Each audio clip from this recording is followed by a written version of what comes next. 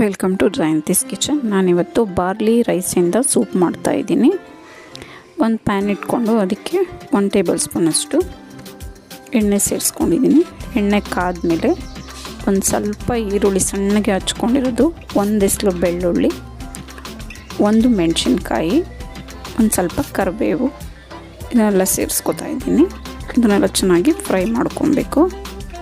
ಈರುಳ್ಳಿ ಬೆಳ್ಳುಳ್ಳಿನ ನಾನು ತುಂಬ ಸಣ್ಣಗೆ ಹಚ್ಕೊಂಡಿದ್ದೀನಿ. ಚೆನ್ನಾಗಿ ಫ್ರೈ ಮಾಡ್ಕೋಬೇಕು ಇದನ್ನು. ಇದಕ್ಕೆ 2 ಟೇಬಲ್ ಸ್ಪೂನಷ್ಟು ಕ್ಯಾರೆಟು ಹುಳಿಕಾಯಿ ಸೇರಿಸ್ಕೊತಾ ಇದ್ದೀನಿ. ಇದನ್ನು ಅಷ್ಟೇ ಸಣ್ಣಗೆ ಹಚ್ಕೊಂಡಿದ್ದೀನಿ. ಇದನ್ನು ಎಣ್ಣೆಯಲ್ಲಿ ಚೆನ್ನಾಗಿ ಫ್ರೈ ಮಾಡ್ಕೋಬೇಕು. ಇದಂತೂ ತುಂಬ ಚೆನ್ನಾಗಿರುತ್ತೆ ಟೇಸ್ಟ್. ಇದೆಲ್ಲ ಚೆನ್ನಾಗಿ ಫ್ರೈ ಆಗಿದೆ. ಈಗ ಇದಕ್ಕೆ ನಾನು ಬಾರ್ಲಿ ಅಕ್ಕಿನ ಬೇಯಿಸಿ ಇಟ್ಕೊಂಡಿದ್ದೀನಿ.